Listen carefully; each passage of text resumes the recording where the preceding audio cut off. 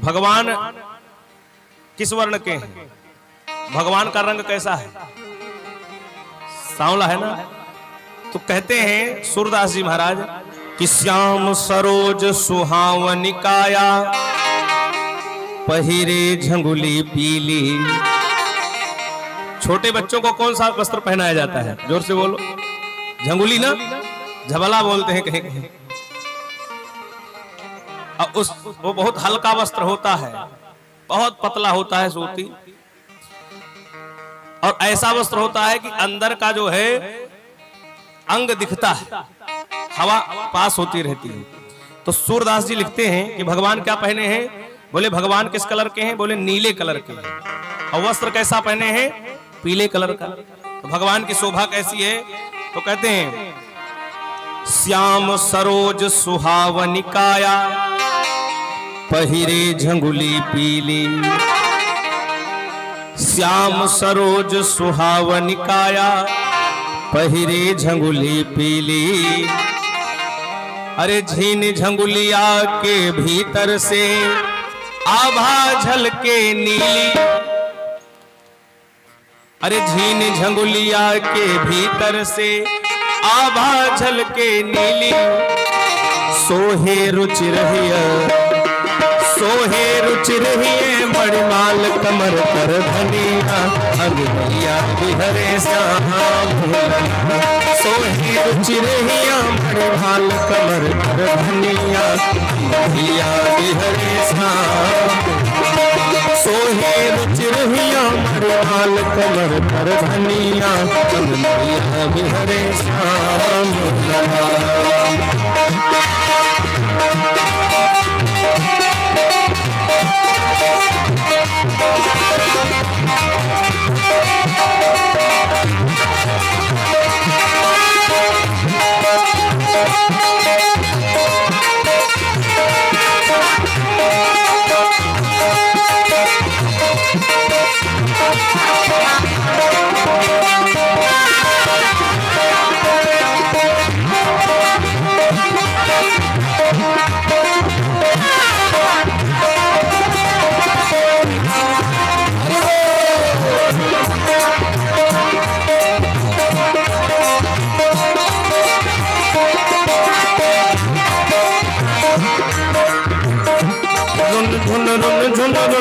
भागे पग पैजनिया, मैया बिहरे श्याम।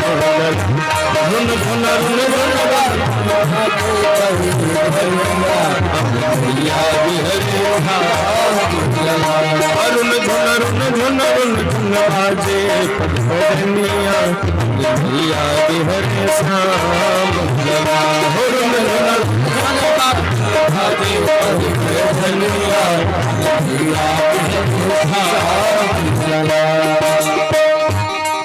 भगवान की शोभा कैसी है आप लोगों ने सुना।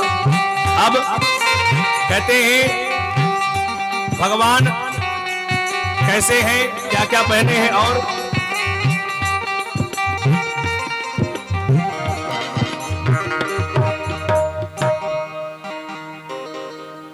भगवान नीले हैं, वस्त्र पीले पहने हैं, सोने का कंगन पहने हैं, और नंद के आंगन में खेल रहे हैं। कितनी अद्भुत शोभा है। तो सूरदास जी महाराज ऐसे ही भगवान का दर्शन करते हैं। तो कहते महाराज ये भगवान की अद्भुत छवि को रसखान जी ने भी कहा, वाह छवि को रसखान विलोकत। रसखान जी ने भी इस छवि को देखा, क्योंकि अब सभी भक्तों के और सभी संतों के भाव को अगर यहाँ प्रकट कर लग जाएंगे तो कथा छूट जाएगी। इसलिए बाल लीला भगवान इतने करते हैं। इसके बाद भगवान थोड़े और जब बड़े हो गए, बच्चों के साथ खेलने कूदने लगे, तो एक दिन बच्चे नया नया खेल खेल रहे थे। एक दिन भगवान ने बच्चों से कहा कि देखो खेल तुम लोग बहुत खेल रहे हो, लेकिन एक खेल अभी नहीं खेल रहे हो। बोले कौन सा? भगवान ने कहा कि चोरी नहीं किए हो अभी तुम लोग। बच्चों ने कहा कि चोरी करना कोई खेल है? भाई चोरी चोरी होती है। भगवान ने कहा नहीं, चोरी करना भी एक खेल है। तो ग्वाल वालों ने कहा कि चोरी करना ही किस चीज के है ये बताओ पहले। भगवान ने कहा कि कोई बैंक थोड़ी लूटने जाना है, रुपया पैसा नहीं चुराना है। क्या चुराना है? बोले माखन चुराना है। ग्वाल वालों ने कहा कि अरे तुम्हारे यहाँ 9 लाख गाय हैं, अब तुम्हें माखन चुराने की क्या जरूरत है? भगवान ने कहा कि देखो मेरे यहाँ तो बहुत माखन है, मैं अपने लिए थोड़ी कह रहा हूं। ये श्रीदामा और मुदमंगल और ये जो ग्वाल बाल है, इनके माता पिता क्या करते हैं? सारा दूध दही घी मक्खन ये बाजार में बेच देते हैं, और गाय ये लोग चराते हैं, चारा ये खिलाते हैं, नादा सानी ये सब करते हैं, और दूध कोई दूसरा खा जाता है। तो ये तो अच्छी बात है नहीं भाई। जैसे मेहनत हम लोग कर रहे हैं, तो मेहनत जब हम करते हैं तो उसका फल भी हमें मिलना चाहिए, अपना हक।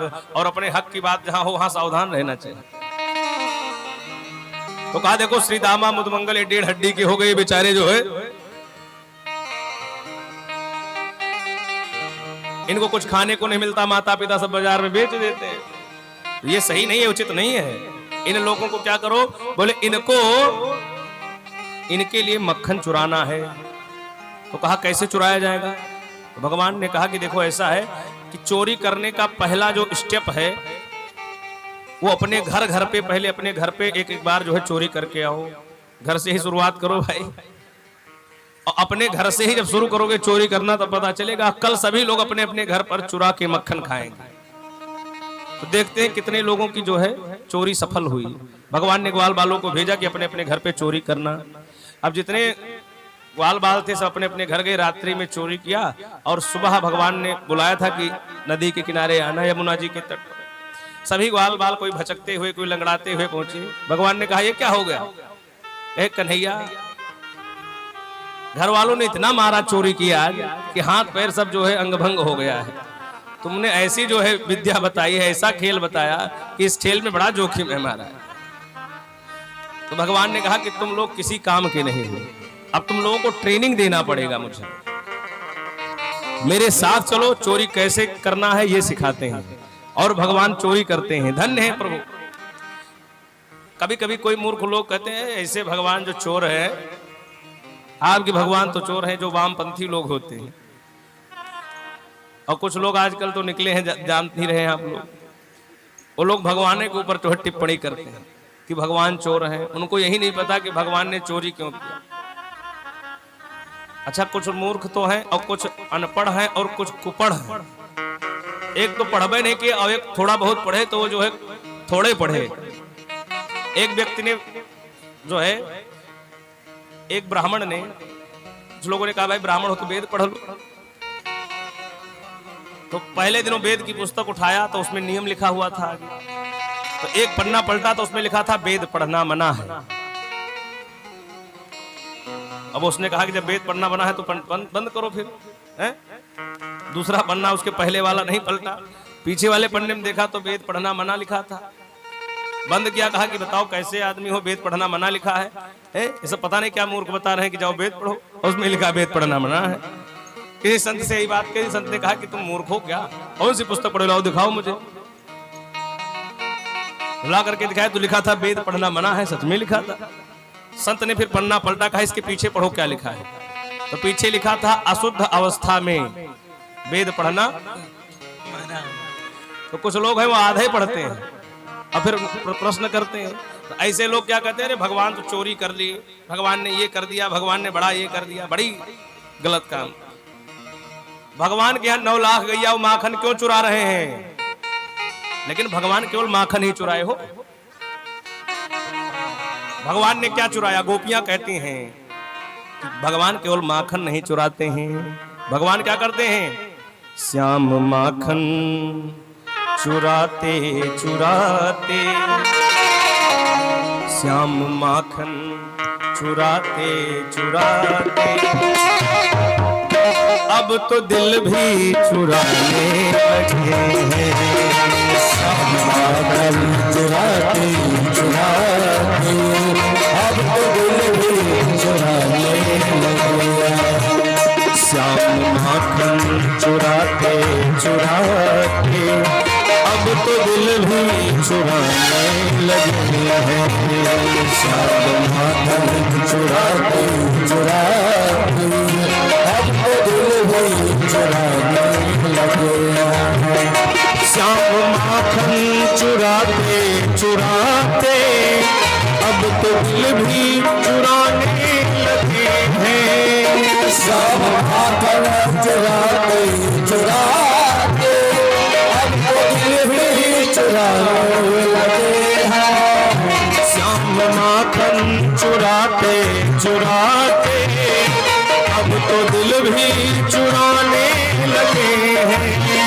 श्याम माखन चुराते चुराते अब तो दिल भी चुराने लगे हैं।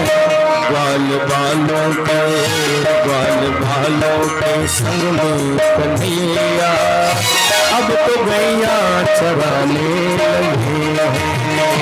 ग्वाल बालों के संग में कन्हैया अब तो दिल भी चुराने लगे।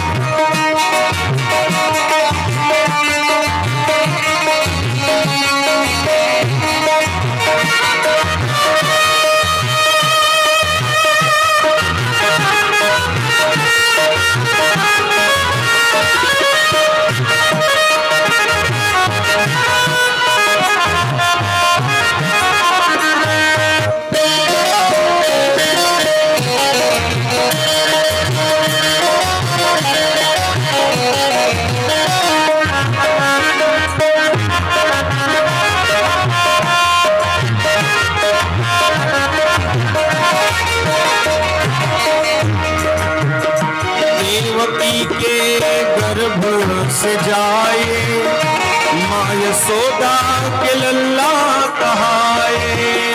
देवकी के गर्भ से आए माँ यशोदा के लल्ला कहाए। देवकी के गर्भ से जाए माँ यशोदा के लल्ला कहाए। देवकी के गर्भ से आए माँ यशोदा के लल्ला कहाए। राधा रानी के संग में कन्हैया अब तो रास रचाने लगे हैं। राधा रानी के संग में कन्हैया अब तो रास रचाने लगे। हरि बोल।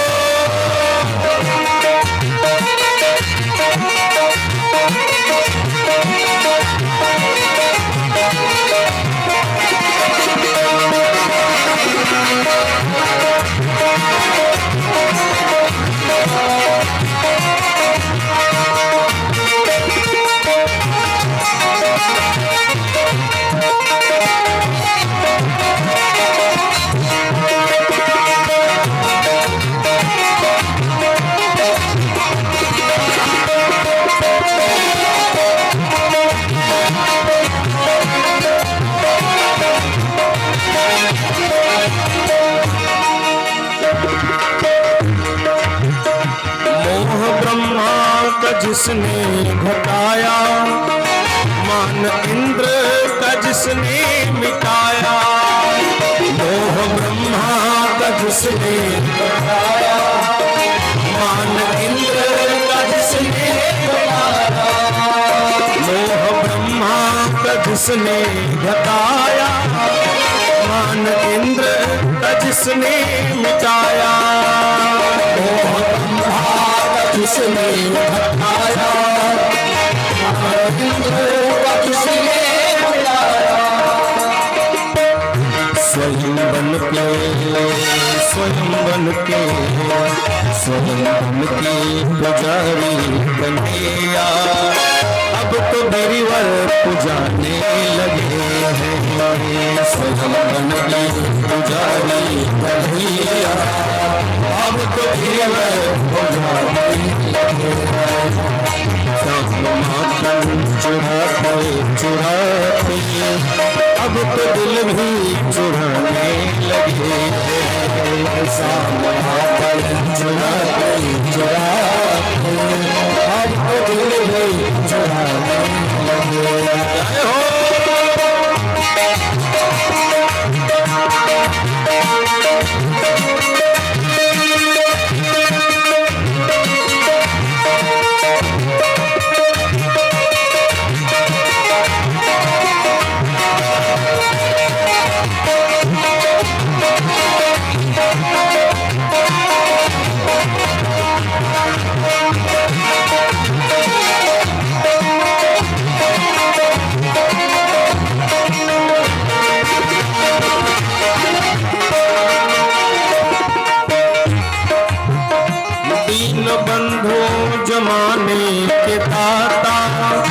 संत भक्तों के हैं जो विधाता, दीन बंधो जमाने विधाता, संत भक्तों के हैं जो विधाता, दीन बंधु जमाने के दाता, संत भक्तों के हैं जो विधाता, दीन बंधो जमाने विधाता, संत भक्तों के हैं विधाता।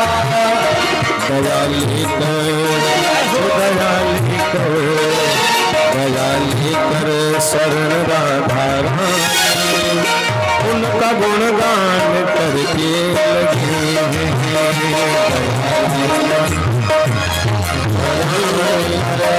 उनका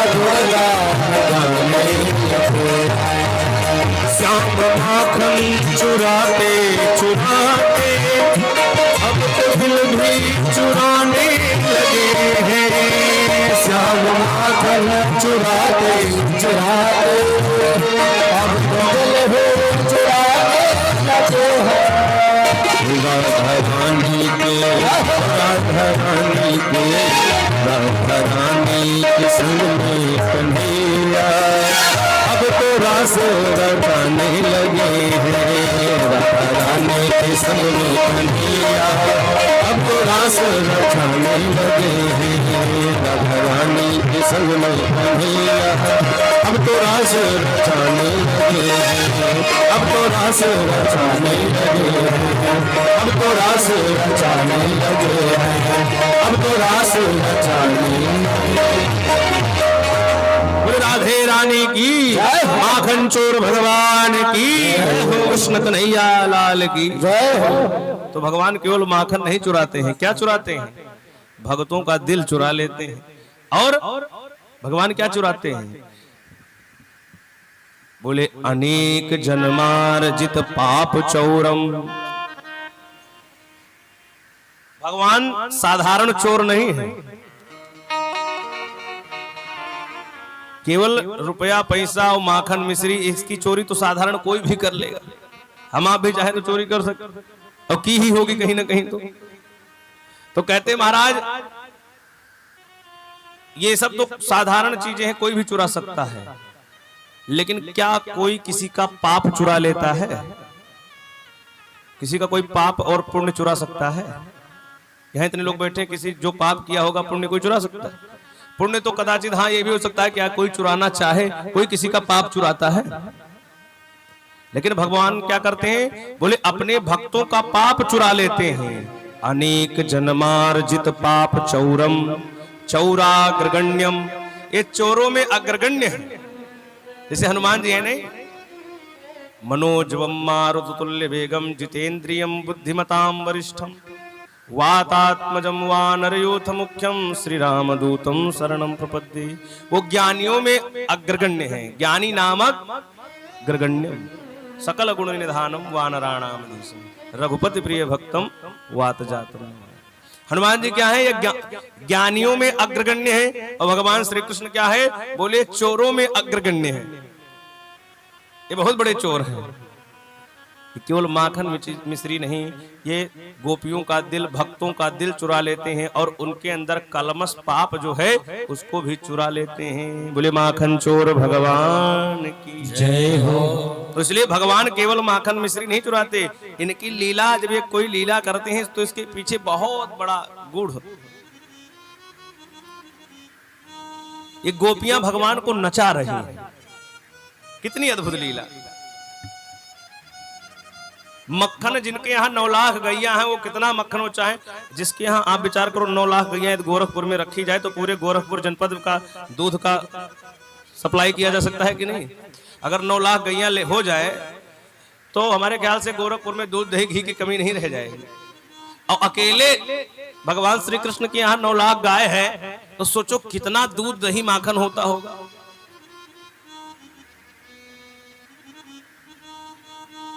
तो भगवान मक्खन नहीं चुराते, भगवान क्या चुराते हैं? जोर से बोलो। अगर कोई कल कहा कि भगवान चोर है तो कहना कि हाँ, उनसे सावधान रहना, वो बहुत बड़े चोर हैं। अगर कल कोई तुमसे प्रश्न कर दे कि तुम्हारे भगवान ने चोरी की है तो तुम एक्सेप्ट करना, कहना बहुत बड़े चोर हैं, वो चोरों में भी अग्रगण्य हैं। क्या है? चौरा अग्रगण्यम। उनसे बहुत सावधान रहना, कहीं तुम्हारा भी दिल चुरा लेगी तो तुम भी भागे घूमोगे। जोर से बोलो राधे राधे राधे। गोपियां क्या है? तो कहते हैं गोपियां आज भगवान को नचा रही हैं।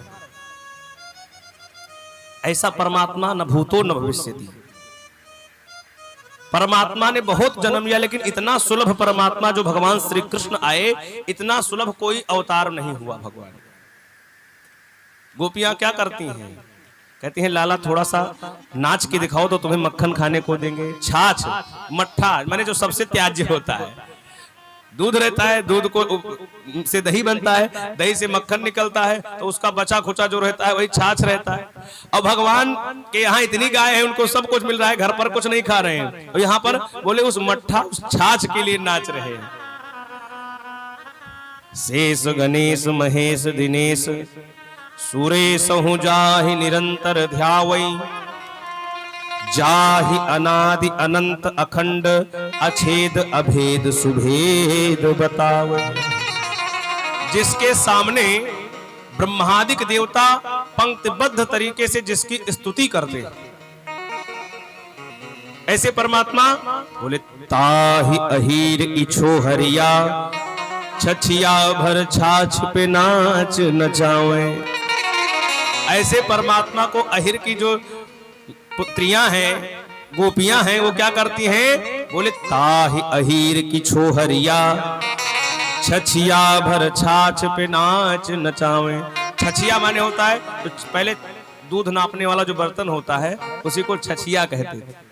तो बोले छछिया भर छाछ पे, थोड़ा सा मट्ठा दे करके नाप करके देती हैं और कहती हैं कि 2 ठुमका लगाओगे तभी जो है। ऐसा परमात्मा परम दुर्लभ है। अयोध्या के एक परम पूज्य संत हैं, अब तो नहीं है, संत थे, लेकिन सब आज भी भक्तों के हृदय में विराजमान है। शरीर उनका तो अब नहीं है, उनको सरकार कहते हैं, रामहर्षण दास जी महाराज। रामहर्षण कुंज के नाम से नया घाट पे आश्रम बहुत बड़ा है। तो वो महाराज जी ने विनय वल्लरी नाम के और प्रेम वल्लरी नाम के 2 ग्रंथ लिखे हैं। उसमें उन्होंने एक पद लिखा है कि परमात्मा कितने सुलभ हो गए।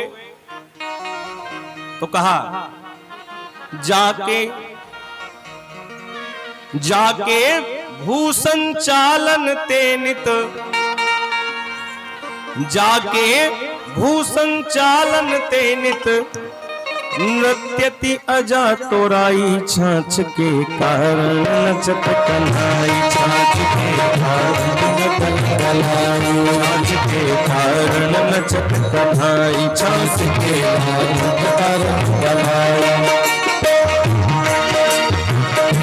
छाछ के कारण नचत कन्हाई। छाछ के जाके भूषण चालन ते नित, जाके भूषण चालन ते नित, जाके भूषण चालन ते नित, जाके भूषण चालन ते नित, नृत्यति अजा तोराई। छाछ के कारण नचत कन्हाई। छाछ के छाछ के कारण नचत कन्हाई। छाछ के कारण नचत कन्हाई।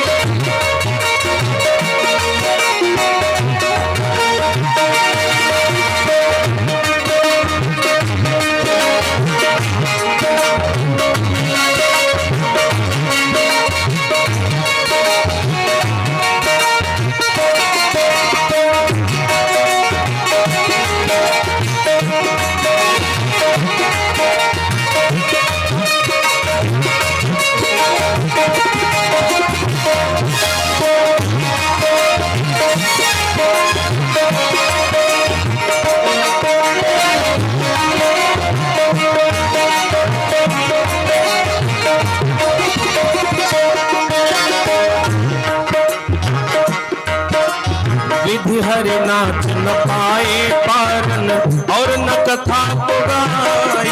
विधि हरि नाच न पाए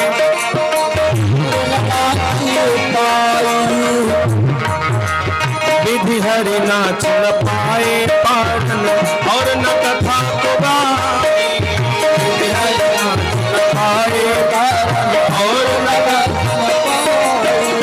ताहि गुजरिया तनिक दही पे ताहि गुजरिया तनिक दही पर ताहि गुजरिया तनिक दही पर ताहि गुजरिया तनिक दही पर नचवावट कन्हई छाछ के नच कन्हई छाछ के छाछ के कारण नच कन्हई छाछ के कारण जय हो।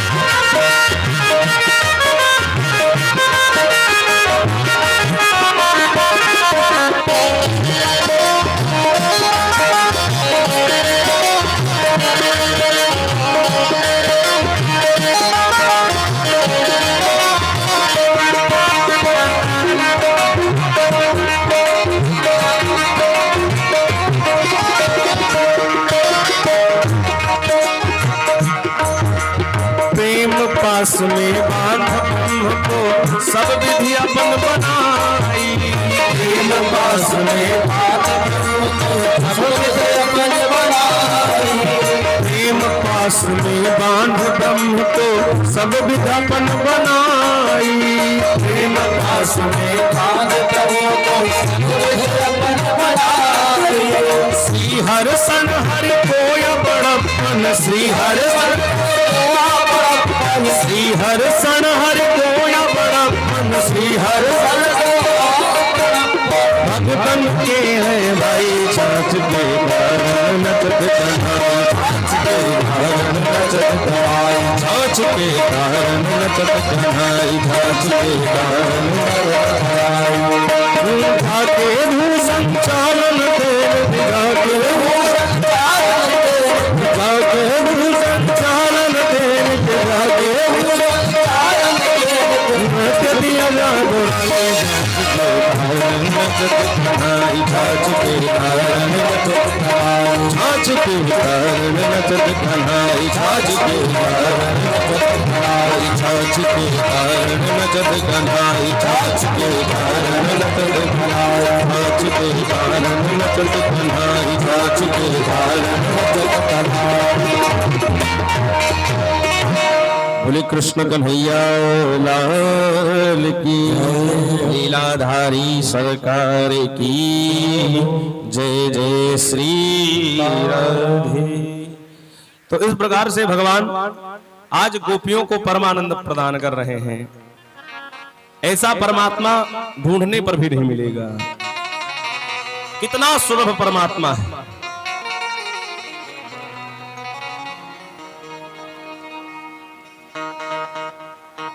कहते हैं महाराज भगवान श्री कृष्ण माखन चोरी लीला को संपन्न करते हैं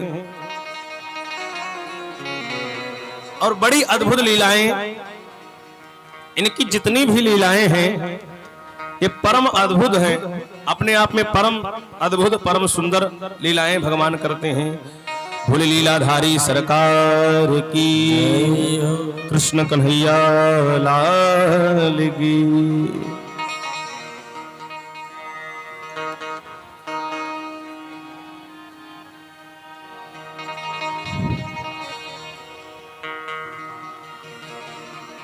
बोले सुखदेव भगवान की जय, परीक्षित जी महाराज की जय हो।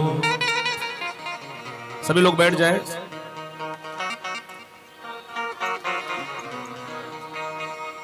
तो भगवान श्री सुखदेव जी महाराज परीक्षित जी को कथा सुनाते हुए कहते हैं कि भगवान ने बड़ी मधुर लीलाएं की।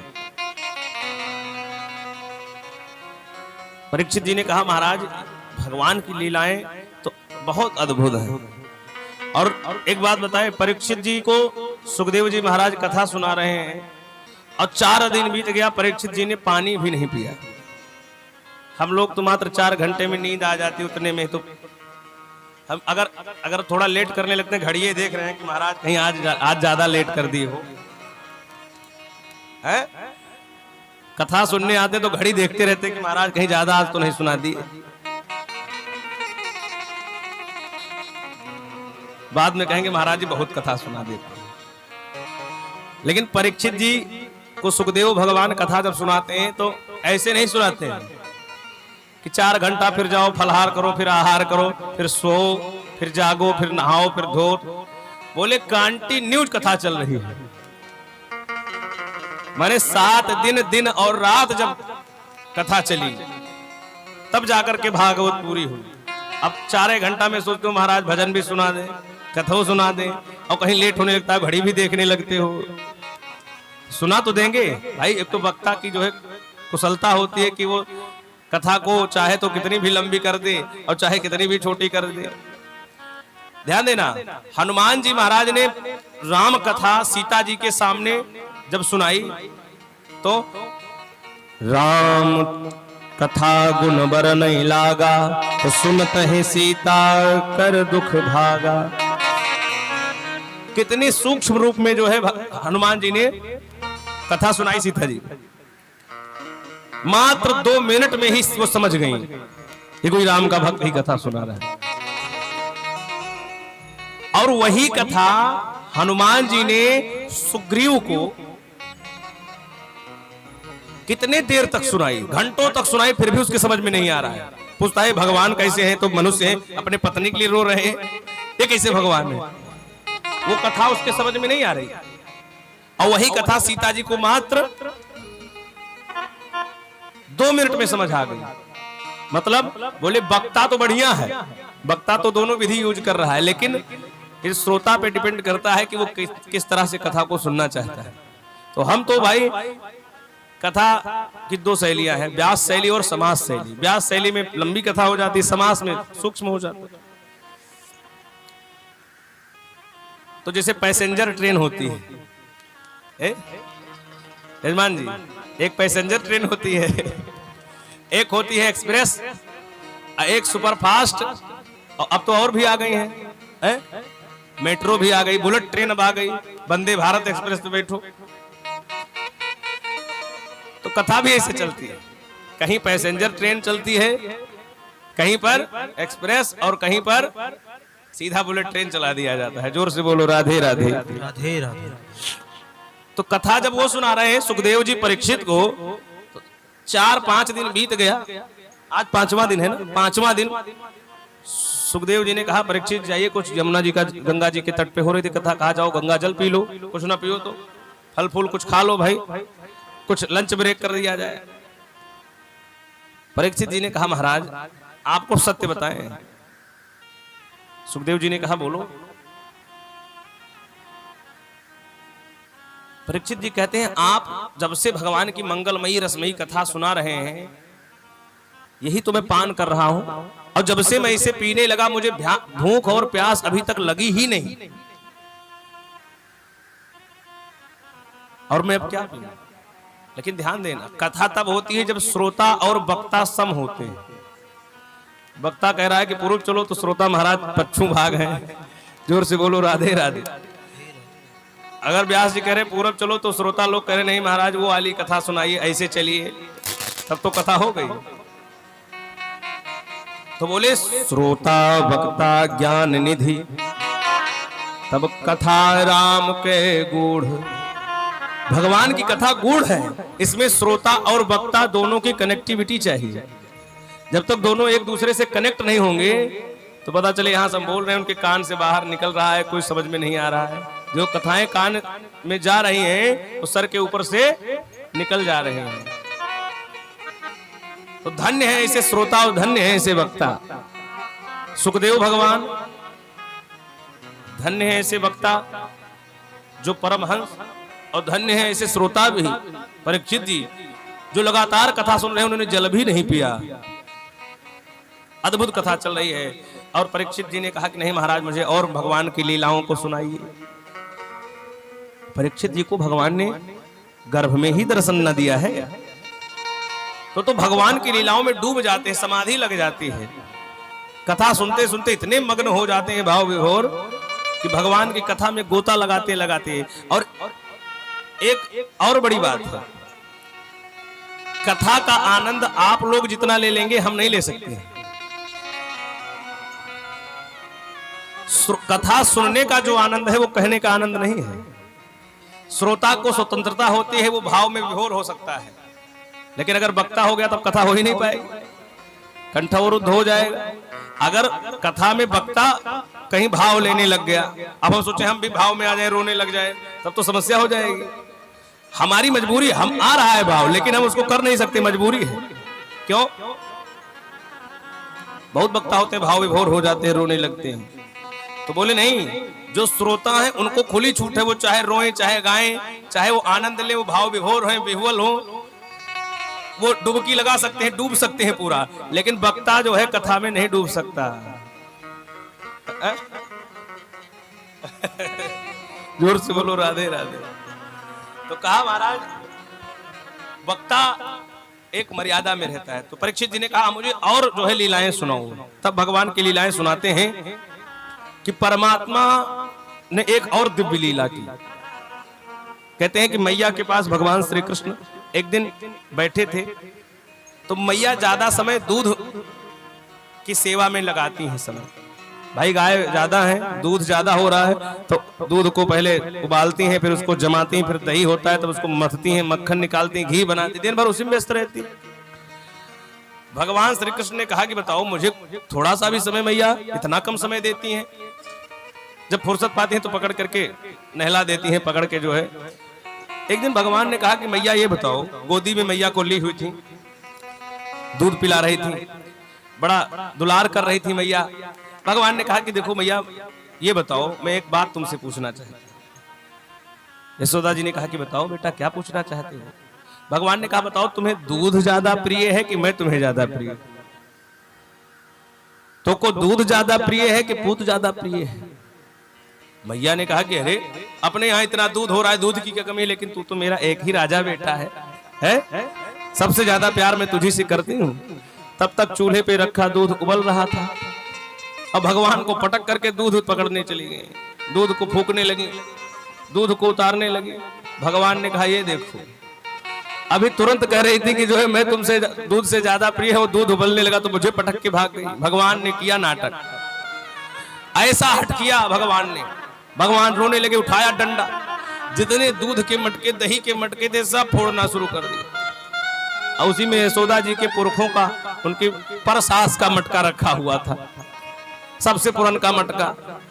और भगवान श्री कृष्ण ने उसी मटके को निशाना मार करके वही मटका पहले जा करके फोड़ा, सबसे बड़का मटका। अब तो महाराज इतना भयानक आवाज हुई, पूरा दूध दही घी मक्खन पूरे आंगन में सब भर गया, दूध दही घी की कीच हो गई।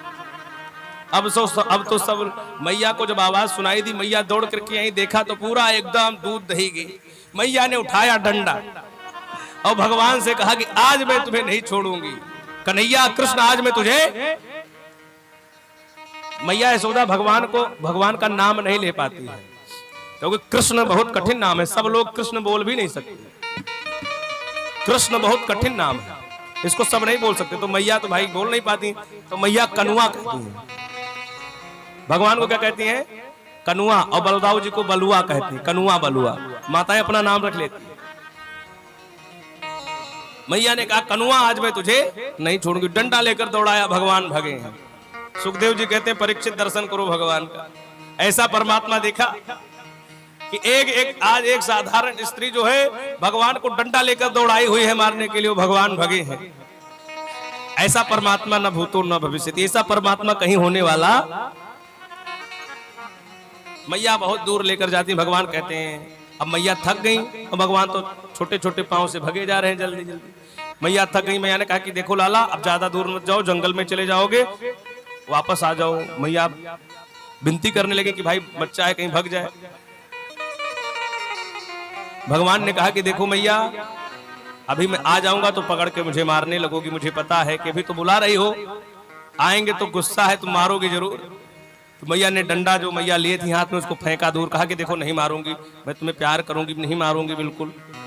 भगवान झांसे में आ गए हो, जैसे मैया के पास आए मैया ने कान पकड़ करके ऐठा और कहा चलो आज तुम्हें बताते हो। भगवान को ला करके उखल में बांध दिया और कहा अब तुम इसी में बंधे रहो, अब सुबह शाम तुम्हें हम इसी में बांध देंगे और तब काम करेंगे, देखते हैं कितना तुम जो है अवगुण करोगे। और मैया चली गई साफ सफाई करने, भाई दूध दही घी सब फैला हुआ था।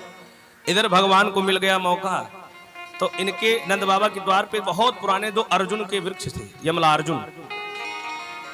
उन्हीं 2 अर्जुन के वृक्ष में थोड़ा सा जगह थी, बगल बगल में थे, और भगवान ने उखल को घसीटते हुए उस अर्जुन के पेड़ के पास ले गए और बीचों बीच में से उखल को फंसाया दोनों पेड़ों के बीच में से और कस के बल लगाया, सो दोनों पेड़ धम से गिर पड़े। ऐसा लगा मानो भूकंप आ गया। मैया दौड़ करके आई, बाहर देखी तो पूरा पेड़ गिर गया। घबराई, नंद बाबा के पास दौड़ी, और ये जो 2 पेड़ थे ये कौन थे? बोले ये यमला अर्जुन थे। ये कुबेर के 2 पुत्र ही पेड़ के रूप में थे, उसमें से 2 पुत्र निकल पड़े, 2 पुरुष निकल पड़े। भगवान ने कहा कौन हो तुम, यहां क्या कर रहे थे? दोनों ने कहा कि महाराज मैं कुबेर का पुत्र हूं। दोनों ने अपना नाम बताया, एक का नाम था नलकूबर और दूसरे का नाम था मणिग्रीव। ये दोनों कुबेर के पुत्र थे। भगवान ने कहा तुम्हें पेड़ में क्या कर रहे थे, पेड़ में कैसे आ गए? दोनों ने कहा कि महाराज एक बार हम लोग नग्न अवस्था में सरोवर में स्नान करते रहे थे, खुले में कोई था नहीं, तो हम लोग जंगल में नहा रहे थे सरोवर में। इतने में नारद जी महाराज वहां से निकल पड़े।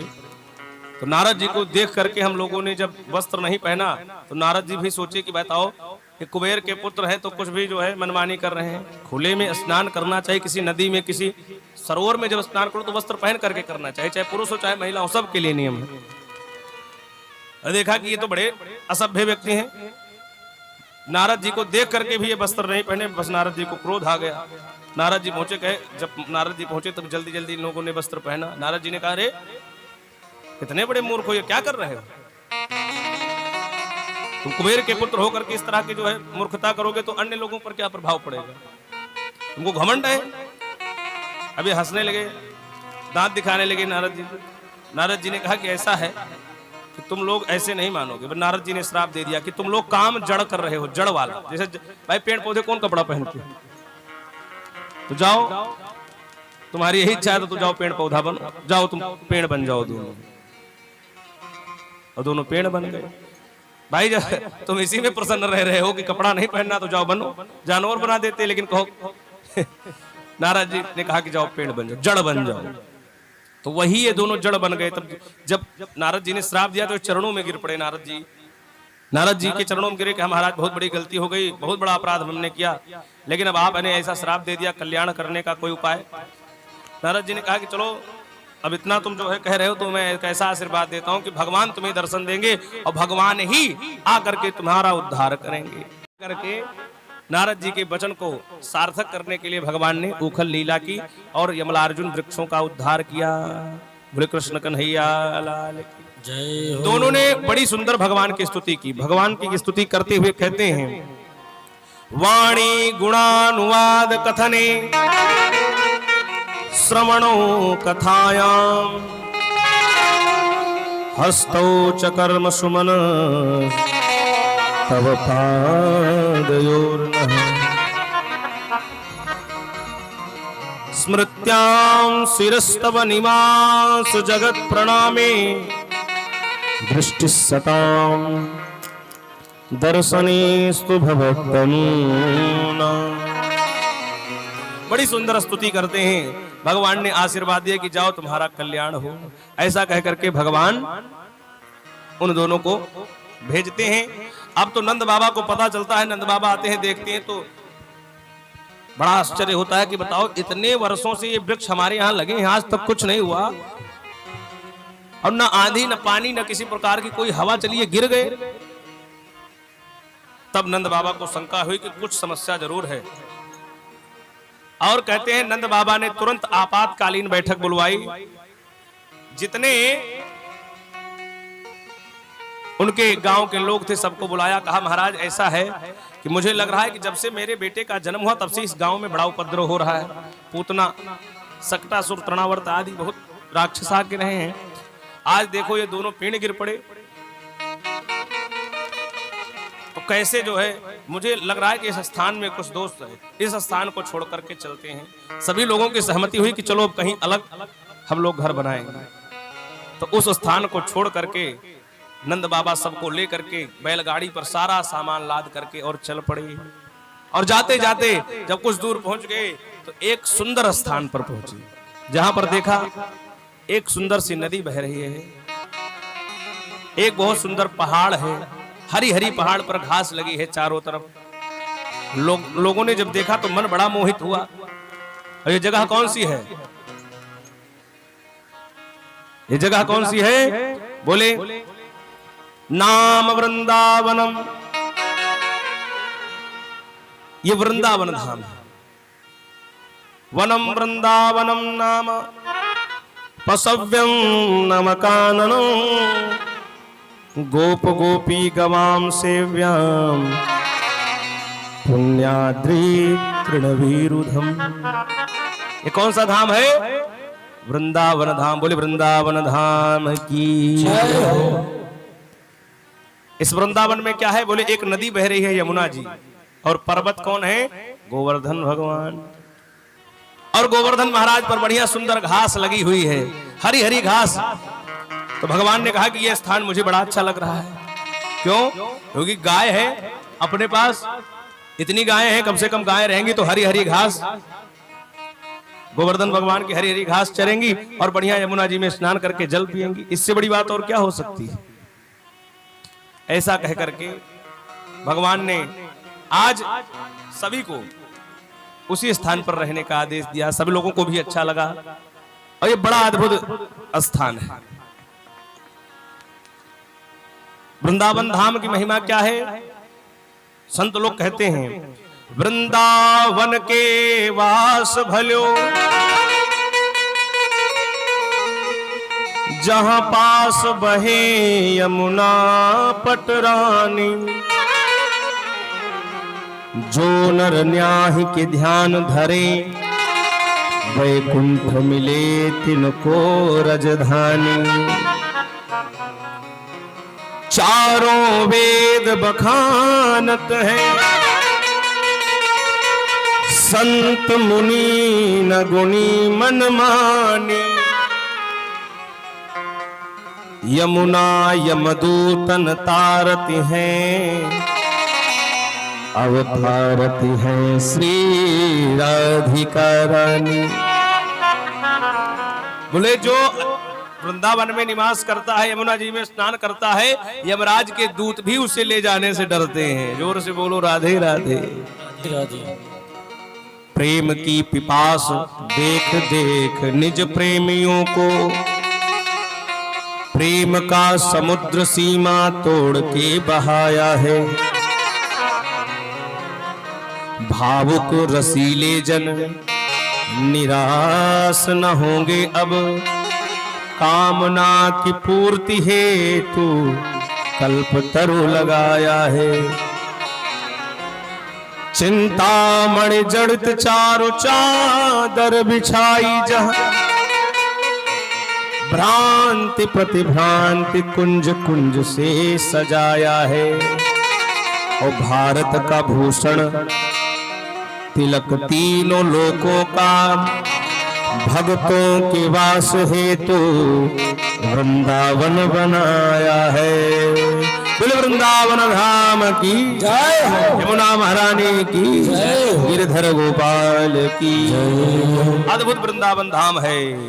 लागे वृंदावन को माहे, लागे वृंदावन को आलीरी मोहे लागे वृंदावन लागे वृंदावन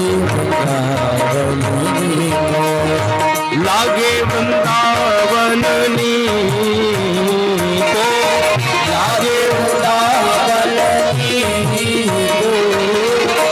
लागे वृंदावन को आलीरी मोहे लागे वृंदावन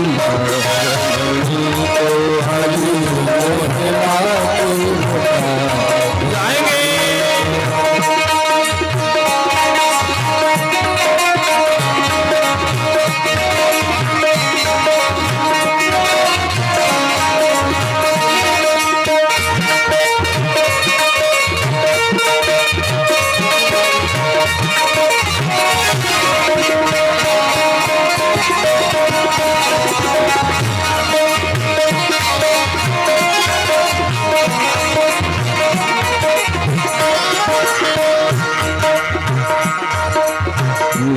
घर तुलसी ठाकुर सेवा, घर घर तुलसी ठाकुर सेवा, घर घर तुलसी ठाकुर सेवा, घर घर तुलसी ठाकुर सेवा, घर तुलसी ठाकुर सेवा, घर घर तुलसी ठाकुर सेवा, हो जन दूध दही को, हो जन दूध दही को, हाँ हो जन दूध दही को,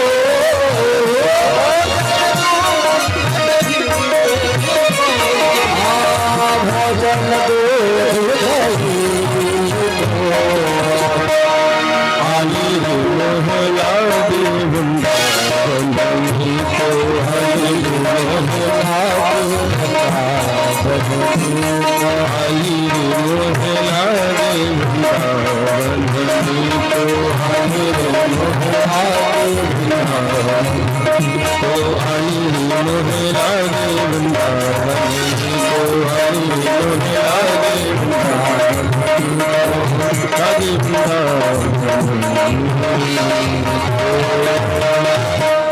वृंदावन धाम की जय, गोवर्धन भगवान की जय। तो इस प्रकार से भगवान वृंदावन में निवास करते हैं। अब यहां से वृंदावन की लीलाएं प्रारंभ हुई हैं। कहते हैं महाराज भगवान धीरे धीरे बड़े होते हैं। अब भगवान ने कहा कि भाई हम भी कुछ गाय चराएंगे। अभी गोपाष्टमी गई है, अष्टमी के दिन, इसी अष्टमी को गोपाष्टमी थी, नवमी की एक दिन पहले, जिस दिन हम लोगों ने आंवला के नीचे जो है, तो कहते महाराज उसी दिन गोपाष्टमी थी, उसी दिन से ही भगवान ने गौचारण प्रारंभ किया। उसी दिन से भगवान ने गौचारण प्रारंभ किया था। तो नंद बाबा ने कहा कि देखो गाय चराने से पहले बछड़ा चराओ। भाई छोटे छोटे बछड़ों को पहले देखो, गाय बड़ी है, तुम छोटे हो, और तो पहले छोटे छोटे बछड़ों को चराओ। तो उस दिन से भगवान बछड़ों को चराना प्रारंभ किए थे। तो कहा महाराज भगवान अब गाय चराने लगे, तो एक कंस का भेजा हुआ असुर वत्सासुर नाम का, वो बछड़ा बन करके बछड़ों के झुंड में आ गया भगवान को मारने के लिए। भगवान समझ गए कि ये कोई असुर है, और जैसे भगवान को मारने के लिए दौड़ा तो भगवान ने उसकी पूंछ पकड़ी और घुमा करके जोर से पटका। सुगोविंदाय नमो नमः। बोले वत्सासुर मर्दन भगवान की जय। भगवान राक्षसों को मारने के लिए ज्यादा अस्त्र शस्त्र का प्रयोग नहीं करते, बहुत सावधानी से उनको पटक के तुरंत मार दे। एक बार भगवान ऐसे ही गाय चरा कर यमुना जी में जल पिलाने जा रहे थे, तो वहां बकासुर नाम का एक दैत्य बगुला बन के रह गया। चोंच फैला करके भगवान को निगलना चाहा, भगवान ने तुरंत चोंच पकड़ा। एक चोंच पर पैर रख करके दूसरी चोंच को बीच से फाड़ करके, जैसे तिनका फाड़ देता है आदमी, तो फाड़ करके दो टूक करके और फेंक दिया। बोले बकासुर मर्दन भगवान की जय। बकासुर मर जाता है।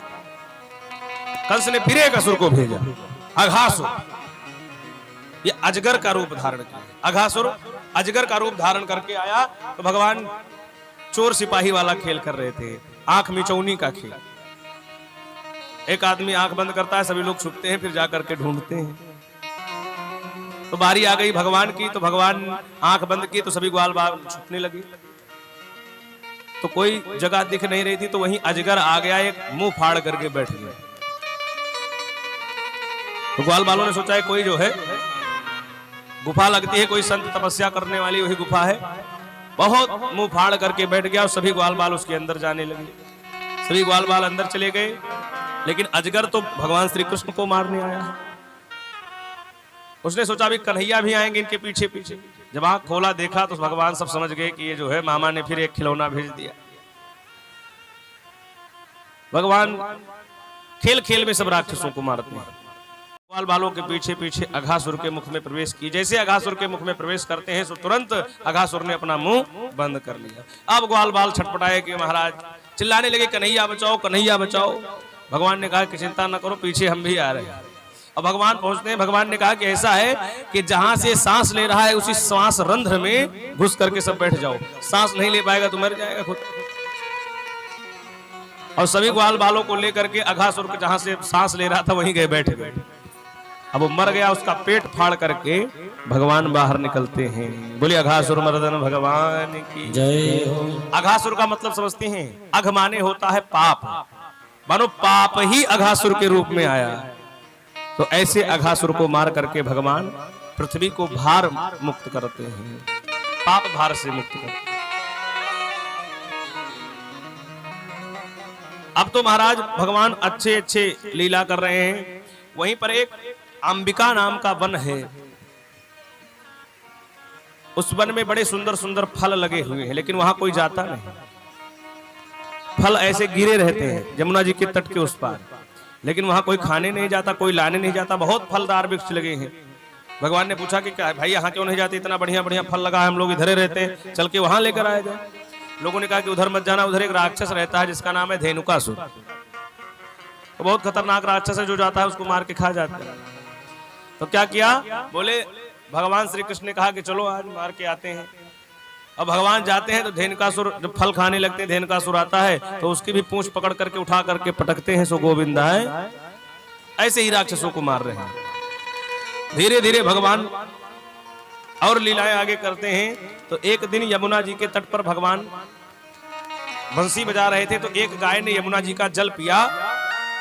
तो उस दूषित जल को पीने से गाय बीमार पड़ गई। भगवान ने पूछा ऐसा क्यों हुआ? तो लोगों ने कहा इसमें एक कालिया नाम का नाग रहता है, उसने उसी की वजह से उसने जो है फुफकार करके सारा जहर इसमें भर दिया है, इसलिए जो है यहाँ का यमुना जी का जल दूषित हो गया। भगवान ने कहा तो बहुत गड़बड़ बात है।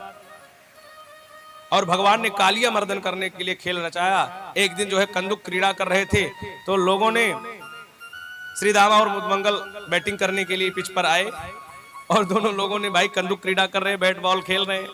भगवान ने गेंद फेंका और उधर से श्री दामा ने छक्का मार दिया, और वो छक्का जाकर के कहां गया? यमुना जी के जल में। भगवान ने कहा कि ये तो बड़ी समस्या। अब श्री दामा ने कहा कि मुझे वही बाल चाहिए, मेरी बाल थी। अब वो बाल मथुरा से आए थे, फिर मथुरा जाना पड़ेगा उसको लाने। भगवान ने कहा चलो कोई बात नहीं, तुम्हें दूसरी बाल देंगे। लेकिन उसने कहा कि वैसी बाल फिर मिलेगी कहाँ, मुझे तो वही चाहिए। भगवान ने तुरंत कपड़ा उतारा, और तो चांस में ही थे, तुरंत कूद पड़े।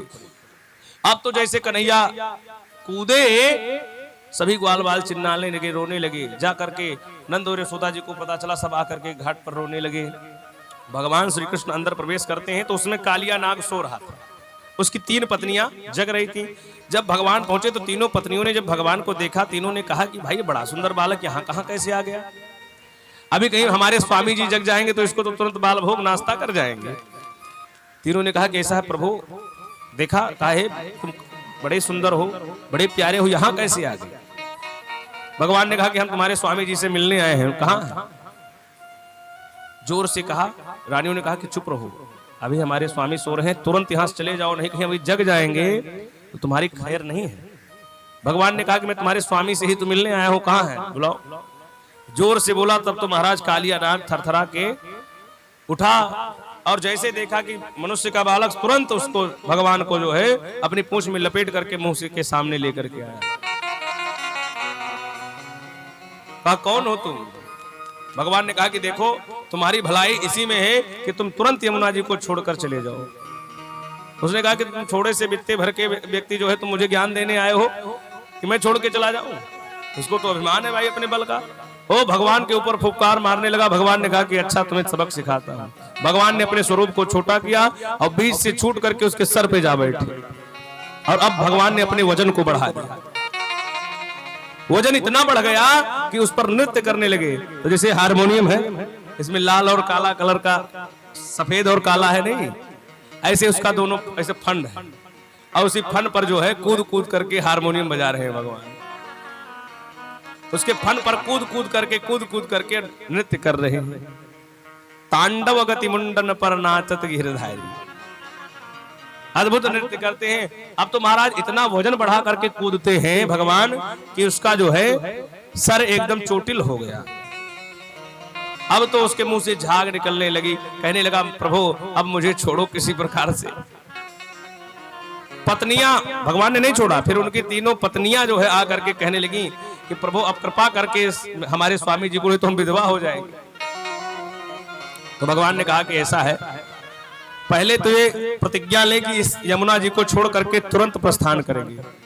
नाग देवता ने कहा, कालिया नाग ने कहा कि प्रभु हम क्या करें?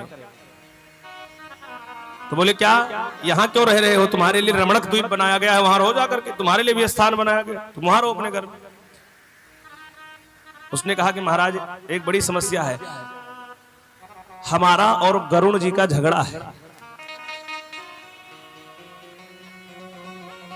हमारा और गरुण जी का झगड़ा है, और अगर हमको गरुण जी कहीं देख लिए, अगर गरुण जी ने हमें देखा तो तुरंत वो खा जाएंगे। इसकी लंबी कथा है, अगर ये भागवत में इतनी कथा है, इसकी बहुत लंबी कथा सुनाने लगेंगे तो बड़ा समय लग जाएगा। तो कहते हैं इनका और गरुण बैर रखते हैं। तो कहा कि गरुण को श्राप मिला है कि वो यमुना जी के क्षेत्र में नहीं आ सकते। इसकी भी एक अंतर कथा है। तो उसने कहा कि हम इसीलिए यमुना जी में हैं क्योंकि यहाँ पर उनको पाबंद है, यहाँ नहीं आ सकते हैं, इसीलिए मैं जो है यहाँ रहता हूं। अगर मैं जाऊंगा और गरुण देखेंगे मुझे तो अब की बार खा जाएंगे, इसलिए बक्सों में यहीं रहना चाहता हूं। तो भगवान ने कहा कि अब तुम निर्भय होकर चाहे जहां जाओ, तुम्हें कोई दुनिया में छूने वाला नहीं। बोले क्यों? काले नाग ने कहा महाराज कैसे? कहा कि तुम्हारे मस्तक पर मेरे चरण चिन्ह अब छप चुके हैं, अब तुम हमारे हो चुके हो। मैंने उस दिन कहा था ना कि एक पालतू कुत्ता होता है, एक फालतू कुत्ता, जब गले पट्टा पड़ जाता है तो कोई मार नहीं सकता है। तो कहा जाओ तुम स्वतंत्र होकर के कहीं जाओ, तुम्हें कोई अब मारने वाला। गरुण कौन है? मेरे वाहन है। अब तुम्हें देखेंगे तो प्रणाम करेंगे दूरे से, जहां मेरा चरण होगा वहीं तो गरुण रहेंगे। बोले कृष्ण कन्हैया लाल की। इस प्रकार से जो है भगवान ने कालिये का मर्दन किया। अब आज की हम लोग मुख्य प्रसंग पर आ जाते हैं, जो आज की मुख्य कथा। एक बार छोटा सा संकीर्तन करेंगे, उसके बाद हम लोग 56 प्रकार का भोग गोवर्धन भगवान को लगाएंगे। बोले कृष्ण कन्हैया लाल की। निकुंज में विराजे घनश्याम राधे राधे, निकुंज में विराजे निकुंज में विराजे घनश्याम राधे राधे, निकुंज में विराजे घनश्याम राधे राधे।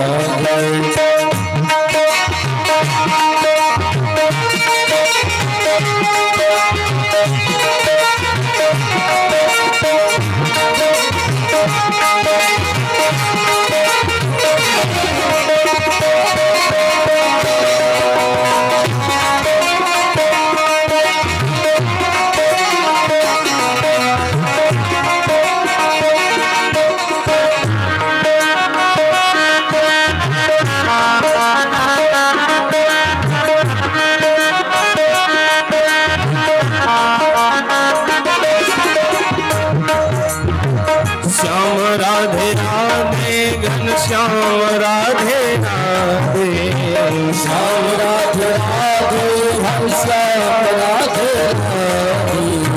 श्याम राधे राधे, घनश्याम राधे राधे, श्याम राधे राधे, घनश्याम राधे राधे। निकुंज में विराजे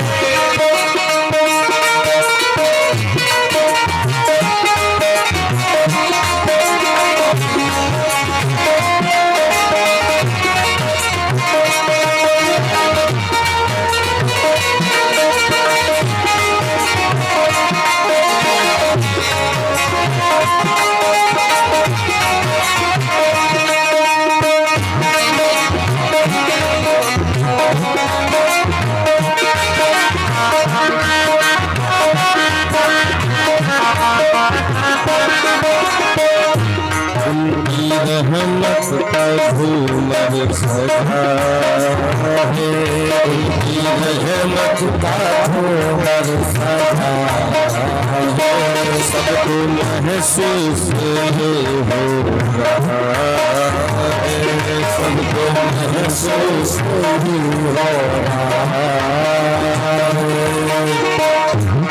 मुरली वाले की महफिल सजी है, मुरली वाले की महफिल सजी है,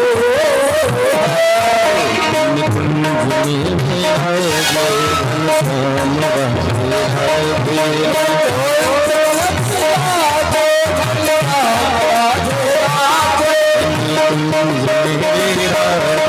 घनश्याम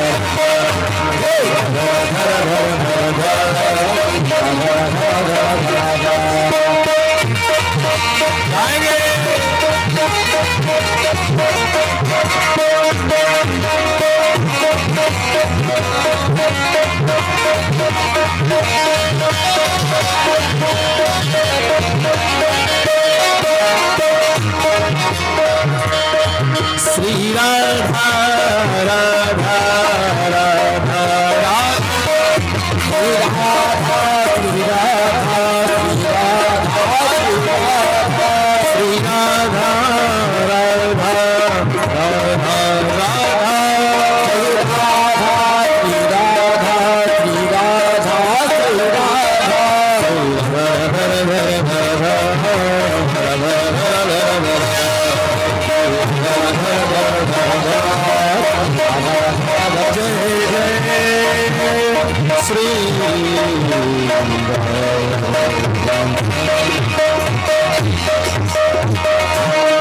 बोले राधे रानी की जय हो, बरसाने वाली की जय हो, वृंदावन बिहारी लाल की जय हो। भगवान की अद्भुत लीलाएं हैं। एक दिन भगवान श्री कृष्ण सुबह सुबह उठे और जैसे उठे तो देखा कि रसोई की तरफ से बड़ी तगड़ी महक आ रही थी। भगवान ने सोचा कि आज सुबह सुबह क्या बन रहा है। दौड़ करके जाकर देखा तो 56 प्रकार का व्यंजन। भगवान ने मैया से कहा कि आज क्या है मैया जो इतना सुंदर सुंदर व्यंजन बन रहा है, क्या बात है। भैया ने कहा कि तुम्हें नहीं पता है आज इंद्र की पूजा है। आज हम सभी लोग इंद्र का पूजन करते हैं। ये 56 प्रकार का भोग उन्हीं के लिए है। भगवान ने एक लड्डू तुरंत ऐसे पकड़ करके जैसे खाने के लिए हाथ बढ़ाया, मैया ने जोर से मारा। भैया ने कहा कि अरे ये भोग किस लिए है। तो बोले ये इंद्र के लिए है। जब तक भोग नहीं लग जाएगा तब तक जो है हाथ नहीं लगाना। 56 प्रकार का व्यंजन तो है लेकिन जब तक भोग न लग जाए तब तक बोले तब तक आपको इसको छूना भी नहीं है। भगवान ने मन में सोचा बताओ जगत के परमात्मा इनके यहाँ आए हैं और ये भोग किसी और का लगा रही है। भाई परम पुरुष परमात्मा चर अचर के स्वामी आज इनके घर में बैठे हैं और इनको लड्डू खाने को नहीं मिल रहा है। पता नहीं किसका भोग लगाने के लिए कह रहे हैं।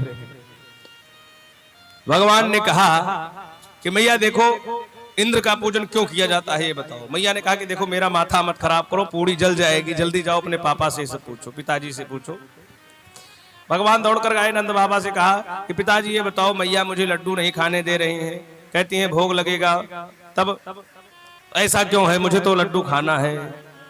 नंद बाबा ने कहा कि देखो भोग लग जाएगा अभी, तब सबको मिलेगा प्रसाद। भगवान ने कहा कि देखो पिताजी ये भोग क्यों लगाते हैं, इंद्र को काहे भोग लगाते हैं भाई। इंद्र कौन हमारे घर का जो है चूल्हा चौका करने आते हैं कि उन्हें भोग लगाए?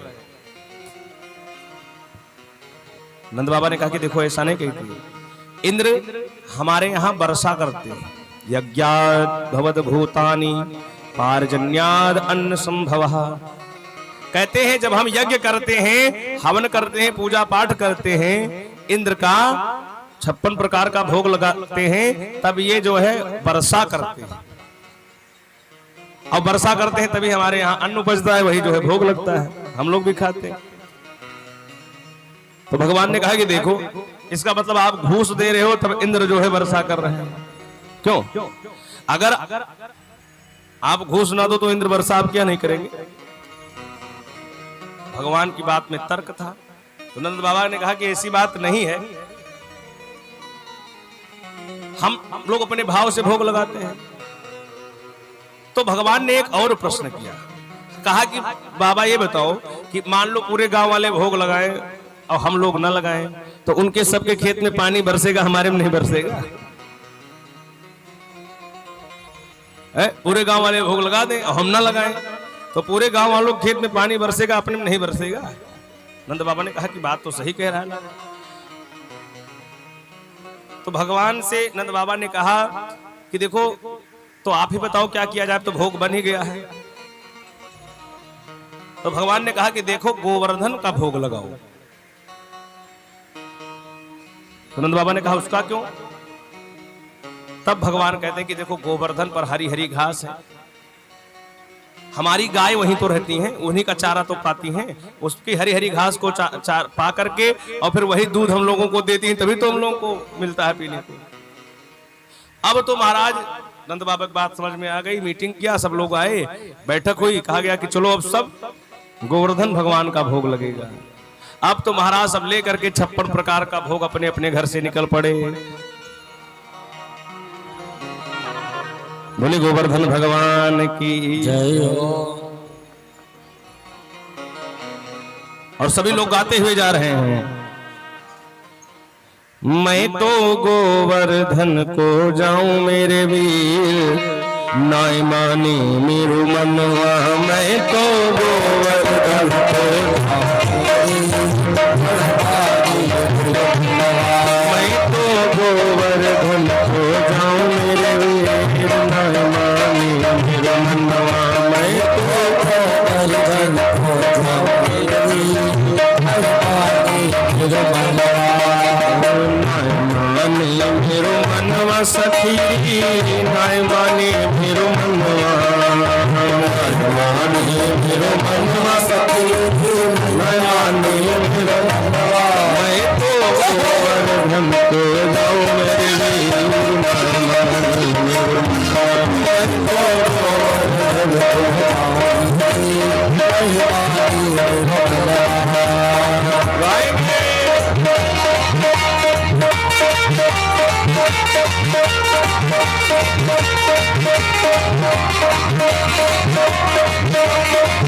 मेरे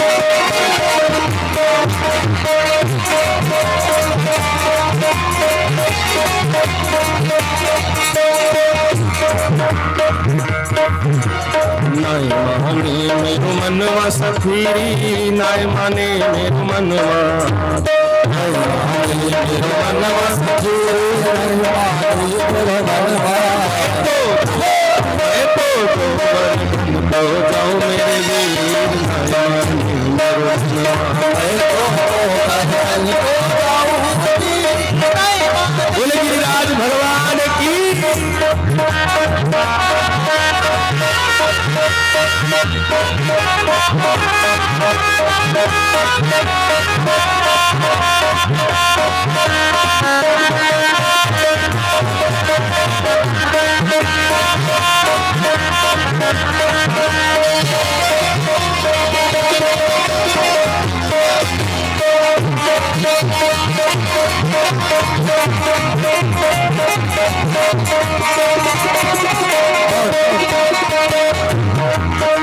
सा सात कोस की गए परिक्रमा, सात कोस की गए परिक्रमा, सात कोस की गए परिक्रमा, सात कोस की गए परिक्रमा, सात कोस की गए परिक्रमा, सात कोस की गए परिक्रमा, सात कोस की गए परिक्रमा, सात कोस की गए परिक्रमा। वर्तमान सी गंगा नहाओ मेरे वीर, मैं माने मेरे मनवा, मैं तो बोले गिरिराज भगवान की।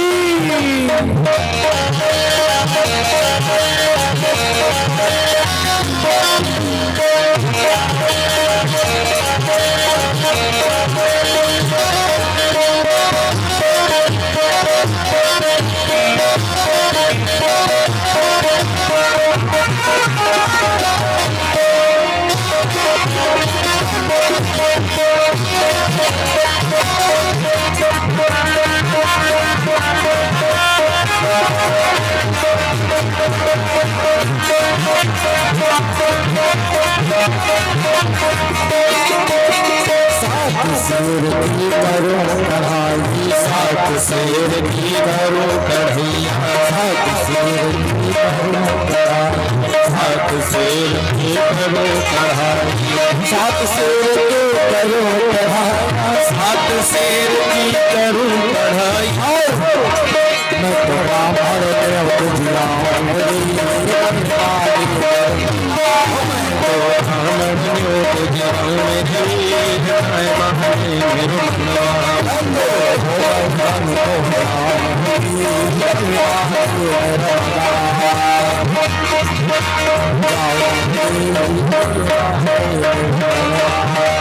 नाय माने मेरो मनवा सखी, नाय माने मेरो मनवा सखी, मैं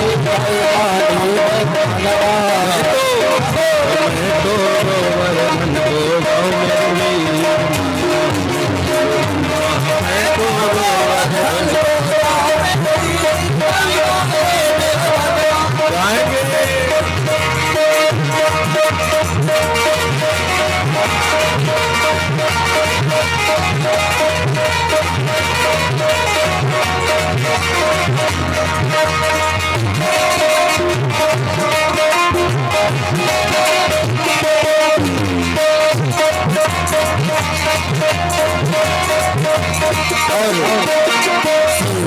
राज का दर्शन मेरे राज मेरे राज का दर्शन करके मेरे राज का दर्शन करके मेरे राज का दर्शन करके मेरे राज का दर्शन मत रस की राम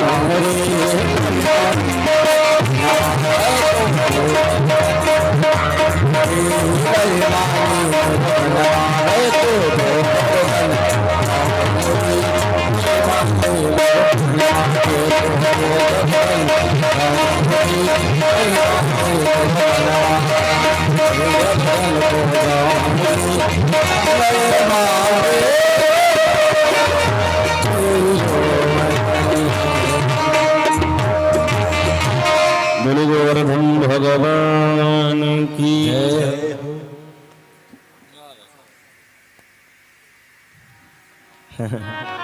तो कहते हैं महाराज, इस प्रकार सभी लोग 56 प्रकार का व्यंजन लेकर के गोवर्धन भगवान की तरफ चल रहे हैं। और आपके आदर्श नगर में आज हमारे यजमान जी भी 56 प्रकार के भोग की व्यवस्था गोवर्धन भगवान की किए हैं। तो सभी लोग लेकर के 56 प्रकार का भोग गोवर्धन भगवान के यहाँ पहुंचते हैं। अब भोग कैसे लगाएं यजमान जी? अब पहाड़ को कैसे भोग लगाएंगे? पहाड़ के सामने सारा जो है लगा दिया 56 प्रकार का व्यंजन। अब कहा भाई भोग कैसे लगेगा? अब इंद्र की तो हम जानते हैं कैसे पूजा होती है, लेकिन ये देवता आपके हैं तो फिर पूजा भी तो आपको विधि भी तो बतानी पड़ेगी, ये कैसे भोग लगाते हैं। तो भगवान ने कहा कि देखो अभी हम जो है जा करके और उनको लेकर के आते हैं, वही भोग लगाएंगे। तो कहते हैं महाराज आज भगवान श्री कृष्ण जाते हैं और पहाड़ के ऊपर से अपने स्वरूप को डबल रोल कर लेते हैं, जैसे आप लोगों ने देखा होगा। स्वरूप को विस्तार किया और दो रूपों में आ गए। एक ही भगवान आज दो रूप में उपस्थित हो गए। एक गिरिराज के रूप में, बोले गोवर्धन भगवान की जय हो। अब दोनों ऊपर से नीचे की तरफ आ रहे हैं और कहा कि देखो गोवर्धन भगवान आ गए, भोग लगाओ। अब तो महाराज सभी लोग से भगवान ने कहा कि ऐसा है, सब आंख बंद कर लो। और जब आंख बंद करोगे, या तो पर्दा, यहाँ पर्दा है तो इतना बड़ा लगाया नहीं जा सकता। अब 7 कोस का पर्दा कहाँ लगा पाए, 7 कोस में है गोवर्धन। तो कहा कि आप सब लोग आंख बंद करोगे तभी हमारे जो है भगवान पाते हैं। अब तो सब रख दिया। अब सब जैसे आंख बंद करे तो दोनों लोग मिल करके अपने स्वरूप को डबल किया है और मिल करके चकाचक भोग लगा रहे हैं। सब आंख बंद किए हैं।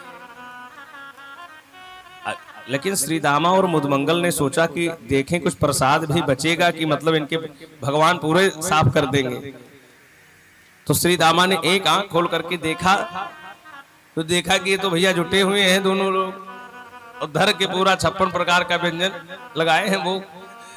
अब तो जोर से बोल चिल्लाए कि अरे देखो ये क्या हो रहा है, ये तो कन्हैया ही खा रहे हैं।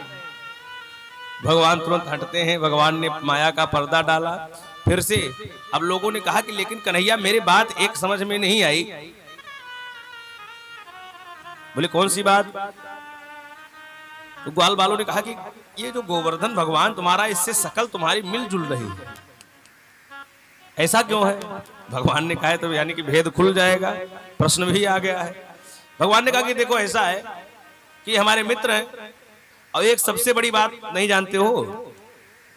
ग्वाल वालों ने कहा क्या? कि देखो हमारी गाय माता है, वो आती है, इन्हीं पे चरती हैं, इन्हीं की घास को खाती हैं और उसी गाय का दूध हम पीते हैं। तो कनेक्शन हुआ कि नहीं हुआ? इसीलिए हमारा जो है स्वरूप इनसे मिलता जुलता है। लेकिन भगवान अपनी भगवत्ता को दर्शा करके फिर पर्दा डाल देते हैं, सब जान नहीं पाते हैं। नहीं तो भाई अगर लोगों को पता चल जाए कि ये परमात्मा है तब तो मंदिर में बिठा करके आरती धूप पूजा पाठ करने लगे। लेकिन भगवान जानते हैं कि अगर इन लोगों को पता चल गया कि मैं भगवान हूं तब समस्या है। भगवान बनने में जो आनंद अभी आ रहा है वो वैसे नहीं आता है। तो गोवर्धन भगवान भोग लगाते हैं। अब सभी ग्वाल बाल अपने अपने घर को जाते हैं। जब ग्वाल बाल अपने घर को चले गए तो इंद्र को पता चला कि अब की बार हमारी कोई पूजा नहीं किया है किसी ने। इंद्र बड़े क्रोधित हुए, सांवर्तक नाम के मेघों को आदेश दिया।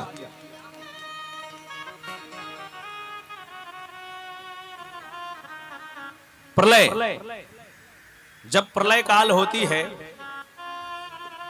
जब प्रलय होता है इस सृष्टि का, तो उस समय जो बादल बरसते हैं, मूसलाधार बारिश करते हैं। प्रलयंकालीन जो है बादलों को भेजा, मेघों को भेजा, सांवर्तक मेघों को भेजा कि जा करके और वृंदावन को इतना पानी बरसा दो कि पूरा वृंदावन बह जाए। ऐसा कह करके भेजा। सांवर्तक मेघ आए और मूसलाधार वृष्टि बारिश करना प्रारंभ कर दिया। जोर जोर से वर्षा होने लगी। जिनका छप्पर था, इतनी तेज बारिश हुई छप्पर ऊपर सब बह गया, सर सामान सब बह गया। सभी लोग अपनी जान बचा करके कन्हैया के पास आए, हाथ जोड़कर खड़े हुए कि महाराज इंद्र का तुमने भोग नहीं लगवाया। इंद्र बड़े क्रोधित हुए, अब हम लोगों को कौन बचाएगा? भगवान ने कहा कि हम ठेका थोड़ी लिए सबको बचाएंगे। अरे जिनका भोग लगाया उनसे जाकर कहो, हम क्या जाने। अब तो ग्वाल बालों ने कहा कि अरे तुम्ही ठेका लेकर के जो है उनका भोग लगवाया तो रक्षा कौन करेगा? भगवान ने कहा कि चलो गोवर्धन के पास। सबको लेकर के गोवर्धन महाराज के पास आए। अब गोवर्धन पर्वत के पास आए, खड़ा किया सबको और खुद चढ़ गए पर्वत पे। कहा कि जाकर के बात करके आता हूं कैसी क्या व्यवस्था होगी। कहा महाराज भगवान गए ऊपर, फिर नीचे आए। तो ग्वाल बालों ने कहा कि क्या हुआ, कुछ बात हुई भगवान से, गोवर्धन भगवान से? भगवान ने कहा बात हो गई है, वो यही कह रहे हैं कि हमको छाता बना लो। ग्वाल बालों ने कहा कि अरे धारी के ये 7 कोस का पर्वत जो है पर्वत, इसको कौन जो है छाता बना पाएगा? कैसी मूर्खता बात कर रहे हो, मूर्खता पूरा। भगवान ने कहा कि भाई वो तो यही कहे हैं, अब तुम्हारे लोगों की जो इच्छा वो करो, हम क्या बताएं। वो तो यही कहे कि हमको उठा के छाता बना लो। तो भगवान ने कहा कि ग्वाल बालों से कि एक बार कोशिश करने में जाता है, क्या जाता है और मरता क्या ना करता है। अब तो बारिश हो रही है, तो बारिश से बचना है, तो यही एक उपाय है। सभी ग्वाल बालों ने लाठी डंडा उठाया और गोवर्धन को उठाना प्रारंभ किया और भगवान ने अपने हाथ को लगाया। इत्युक्त्वैकेन हस्तेन कृत्वा गोवर्धनाचलम् दधार लीलया कृष्णस्य छत्राग्निम बालका। सुखदेव जी महाराज लिखते हैं कि जैसे खेल खेल में बच्चे जो है कुकुरमुत्ता उखाड़ करके छाता बना लेते हैं, छोटा छोटा कुकुरमुत्ता गांव में होता नहीं, तो बच्चे उसको उखाड़ करके छाता बना लेते हैं। तो कहते हैं भगवान ने खेल खेल में छत्राक में उबाल कहा, जैसे बालक जो है खेल खेल में कुकुरमुत्ता उखाड़ करके छाता बना लेते हैं, ऐसे गोवर्धन पर्वत को उठाया और छाता बना लिया। अब तो लोगों ने कहा कि भाई तो पर्वत उठ गया, सब लोग उसके नीचे चले गए, बच गए। अब तो कहने लगे सब कि कन्हैया है तो तुम्हारा भगवान बड़ा बढ़िया है।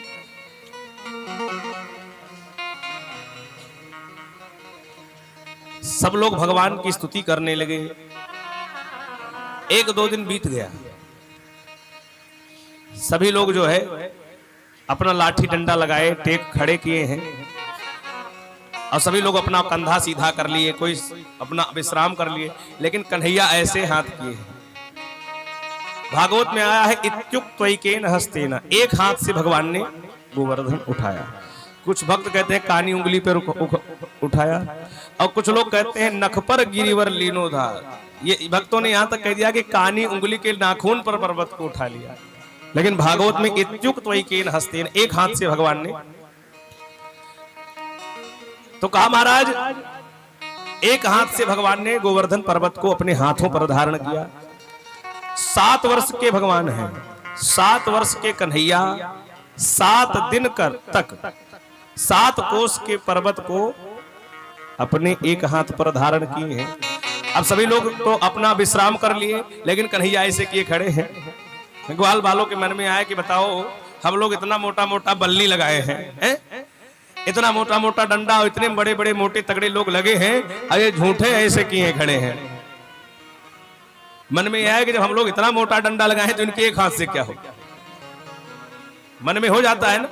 लेकिन परमात्मा की लीला, जब उनके मन में आया कि एक हाथ से क्या होगा, तो भगवान से सभी ग्वाल बालों ने कहने लगे कि आप भी थोड़ा विश्राम कर लीजिए, काहे ऐसे लगाए हो बिना मतलब, अरे तुम भी थोड़ा अपना हाथ पैर सीधा कर लो। भगवान ने कहा ये लोग जो है अभी समझ नहीं रहे। भगवान ने कहा कि तो ठीक है फिर सावधान हो जाओ सभी लोग, मैं हाथ हटाने जा रहा हूं, सभी लोग सावधान हो जाओ। लोगों ने कहा क्या इसमें सावधान होना, बल्ली लगा दिए, सब खड़े हो गए। और जैसे भगवान ने थोड़ा सा हाथ नीचे किया, सो चटाचट जितनी बल्ली था डंडा था सब टूट गया, कंधा भी जो है दबने लगा। लोग चिल्लाए कि कन्हैया कन्हैया बचाओ। अब तो सभी लोगों ने, जब डंडा टूट गया, सबके कंधा हट गए, अकेले भगवान एक हाथ से लिए खड़े। अब जितने ग्वाल बाल थे, ब्रजवासी थे, सब चरणों में गिर गए।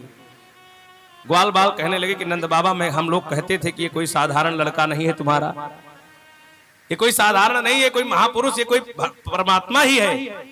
इतना बड़ा पर्वत कोई साधारण व्यक्ति के उठाने का। लेकिन भगवान ने सोचा अगर ये जान गए कि परमात्मा, तो कल से धूप दीप शुरू हो जाएगा, मंदिर में ले जाकर बंद कर देंगे। भगवान ने कहा कि ऐसा है कि तुम लोग कैसी बात कर रहे हो, मैं अपने बल से थोड़ी उठाया हूं। तब कहते हैं कछु माखन को बल बढ़ो, कछु गोपन कीन सहाय, और राधे जू की कृपा से मैंने गिरिवर लियो उठा।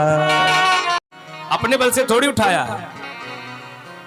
तो कहा कैसे? कहा कि मेरे देवता ने एक मंत्र बताया है मुझे, जो गोवर्धन है उन्होंने एक मंत्र बताया है। बोले कौन सा मंत्र? बोले इस मंत्र को जप के मैं जब कोई काम करता हूं तो सामने वाले का सारा बल मेरे अंदर आ जाता है, ऐसा मंत्र है। और अभी तुम लोग हमारे सामने थे और मैंने वही मंत्र जपा तो तुम लोगों का सारा बल मेरे अंदर आ गया। श्री दामा ने कहा कि तभी कुछ कमजोरी लग रही है मुझे, यानी कि तुम मक्खन मिश्री के साथ साथ अब बल भी चुराने लगे हो, बहुत बड़े छलिया हो, बहुत बड़े चोर हो। बोले कृष्ण कन्हैया लाल की जय हो। अब तो महाराज इतनी अद्भुत लीला करते हैं और भगवान की लीलाएं इतनी अद्भुत हैं कि जब इंद्र को पता चला, आकर के देखा तो वहां धूल उड़ रही थी। देखा कि वृंदावन जाकर देखे बह गया होगा, आकर देखा तो धूल सब, वहां एक बूंद पानी नहीं। अगस्त्य मुनि सब पानी पी गए थे। इसकी भी लंबी कथा है। तो कहा महाराज धूल उड़ रही थी, तब जा करके देखा कि भगवान श्री कृष्ण एक हाथ पर गोवर्धन धारण किए हैं। इंद्र बड़े लज्जित हुए, पता चल गया कि ये परमात्मा है। चरणों में गिर करके स्तुति करते हैं। विशुद्ध सत्वम तव धाम शांतम तपोमयम ध्वस्तरजस्तमस्कम मायामयोऽयं गुण संप्रवाहो न विद्यते तेन ग्रहणानुबंधः। बहुत ही सुंदर स्तुति किया भगवान ने। आज इंद्र का मान मर्दन किया। इंद्र को बड़ा अभिमान था। ये भगवान ने लीला क्यों की? इस लीला का मुख्य उद्देश्य जानते हैं? इंद्र को बड़ा घमंड था कि मैं राजा हूं स्वर्ग का, तो मैं कुछ भी कर सकता हूं, सब लोग हमारे। और आज भगवान ने, ये जो अभिमान है ये भगवान का आहार है। अभिमान, भक्तों के अंदर जब अभिमान आता है देवताओं को, तो भगवान उस अभिमान का मर्दन तुरंत करते हैं। आगे की कथा कल हम लोग सुनेंगे, उसमें भगवान ने सभी का मान मर्दन किया है।